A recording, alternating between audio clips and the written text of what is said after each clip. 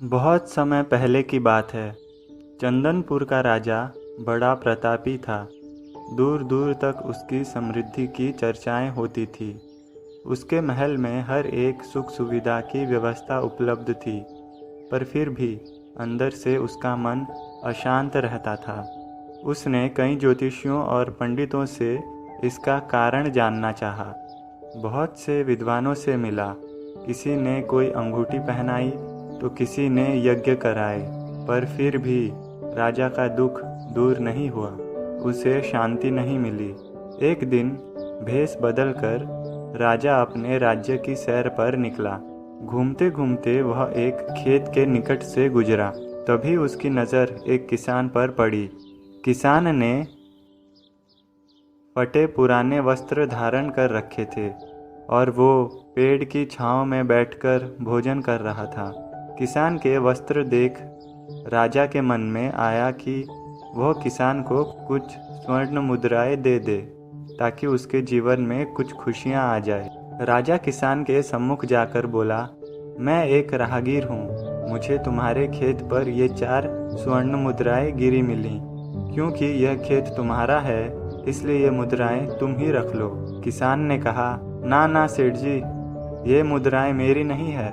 इसे आप ही रखें या किसी और को दान कर दें। मुझे इनकी कोई आवश्यकता नहीं है। किसान की यह प्रतिक्रिया राजा को बड़ी अजीब लगी। वह बोला, धन की आवश्यकता किसे नहीं होती? भला आप लक्ष्मी को ना कैसे कर सकते हैं? किसान बोला, सेठ जी, मैं रोज 4 आने कमा लेता हूँ और उतने में ही प्रसन्न रहता हूँ। राजा ने अचरज से पूछा, क्या आप सिर्फ 4 आने की कमाई करते हैं और उतने में ही प्रसन्न रहते हैं? यह कैसे संभव है? किसान बोला, सेठ जी, प्रसन्नता इस बात पर निर्भर नहीं करती कि आप कितना कमाते हैं या आपके पास कितना धन है। प्रसन्नता तो उस धन के प्रयोग पर निर्भर करती है। राजा ने प्रश्न किया, तो तुम इन 4 आने का क्या क्या कर लेते हो? किसान भी बेकार की बहस में नहीं पड़ना चाहता था। उसने आगे बढ़ते हुए उत्तर दिया, इन 4 आनों में से एक मैं कुएं में डाल देता हूँ, दूसरे से कर्ज चुका देता हूँ, तीसरा उधार में दे देता हूँ और चौथा मिट्टी में गाड़ देता हूँ। राजा सोचने लगा। उसे यह उत्तर समझ नहीं आया।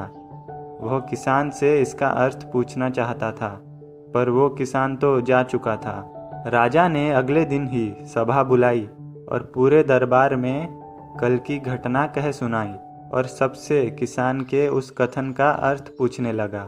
दरबारियों ने अपने अपने तर्क पेश किए, पर कोई भी राजा को संतुष्ट नहीं कर पाया। अंत में किसान को ही दरबार में बुलाने का निर्णय कर लिया गया। बहुत खोजबीन के बाद किसान मिला और उसे कल की सभा में प्रस्तुत होने का निर्देश दिया गया।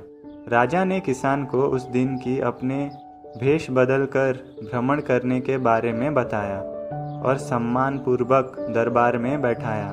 राजा ने प्रश्न किया, मैं तुम्हारे उत्तर से प्रभावित हूँ और तुम्हारे 4 आने का हिसाब जानना चाहता हूँ। बताओ, तुम अपने कमाए 4 आने किस तरह खर्च करते हो, जो तुम इतना प्रसन्न और संतुष्ट रह पाते हो?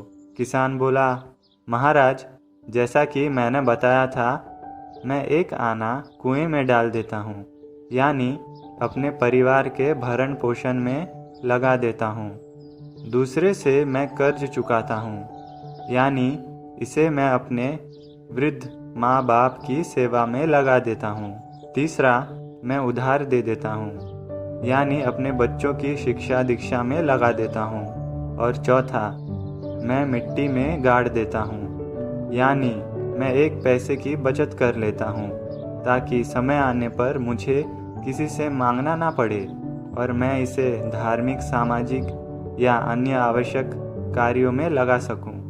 राजा को अब किसान की बात समझ आ चुकी थी। राजा की समस्या का समाधान हो चुका था।